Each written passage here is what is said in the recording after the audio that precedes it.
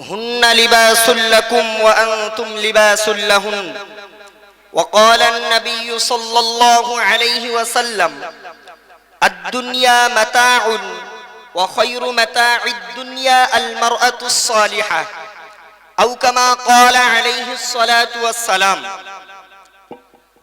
শ্রদ্ধেয় সম্মানীয় আজকে এই প্রতিযোগিতামূলক অনুষ্ঠানের সভাপতি সাহেব, মঞ্চে উপবিষ্ট আমার সুদক্ষ বিচারক মণ্ডলী, আপনাদের প্রতি রইল একরাশ শ্রদ্ধা ও সালাম। অতঃপর আমার সামনে বসে থাকা শ্রোতা মণ্ডলী সকলকেই জানাই শ্রেণীগতভাবে আমার হার্দিক অভিনন্দন, ভালোবাসা এবং স্নেহাশিস। আজকে আমি আপনাদের সম্মুখে প্রয়াসী হয়েছি ইসলামে নারী জাতির মান মর্যাদা সম্পর্কে কিছু আলোকপাত করার জন্য।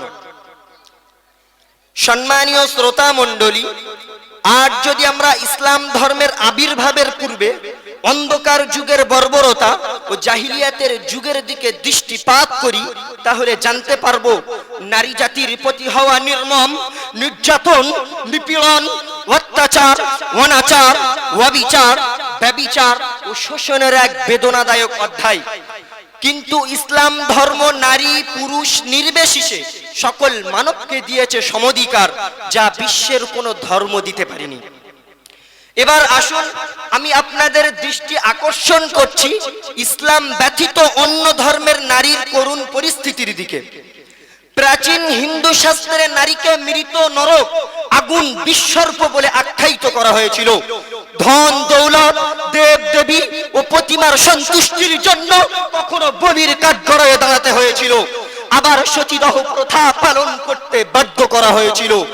ইহুদি ধর্মে নারীকে পরিত্যাগ সামগ্রীর ন্যায় ব্যবহার, সন্তান লালন পালন ব্যতীত দ্বিতীয় কোনো অধিকার দেওয়া হয়নি। বিবাহের পর সম্রাটের কাছে রাত্র যাপন বাধ্যতামূলক করা হয়েছিল। খ্রিস্টান ধর্মে নারীকে শয়তানের প্রবেশ স্থল, আল্লাহর মান মর্যাদার প্রতিবন্ধন, পুরুষের মনের উদ্বেগকারিণী এবং ঘর সংসারের সকল অশান্তির মূল উৎস বলে গণ্য করা হয়েছিল।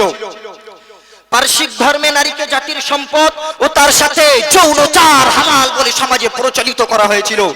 কিন্তু ইসলাম ধর্ম দিয়েছে নারী জাতির মানবিক, সামাজিক, সাংস্কৃতিক, সাংসারিক ধর্ম, দাম্পত্য সম্পদ, স্বামী নির্বাচন, পাত্রচয়ন, সামাজিক বিচার ও শিক্ষা অর্জনের বিশেষ এক অধিকার।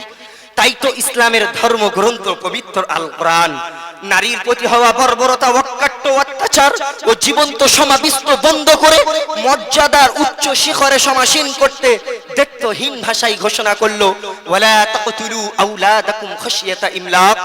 নারী জাতির মানবিক অধিকার ও স্বাধীনতাকে হরণ করে খাদ্যর অভাবে জীবন্ত সমাধিস্থ করো না।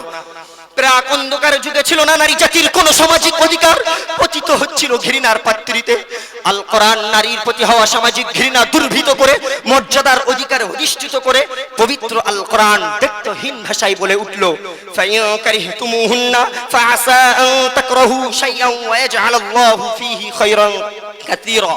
পরস্পর বাহ্যিক দৃষ্টিতে নারীকে সমাজে ঘৃণিত, অপ্রিয়, অপছন্দনীয়, অপবিত্র বলে মনে করে, কিন্তু সেই অপ্রিয়, অপছন্দনীয়, অপবিত্র, ঘৃণিত ও অকল্যাণময় নারীর মধ্যে রেখেছে তোমাদের জন্য অফুরন্ত দুনিয়া ও আখিরাতের কল্যাণ উপকার। সম্মানীয় শ্রোতা মণ্ডলী, ইসলামের পূর্বে নারীর অধিকার ও মর্যাদা হরণের মূল উৎস ছিল দাম্পত্য জীবন ও সম্পদের অংশীদারিতা।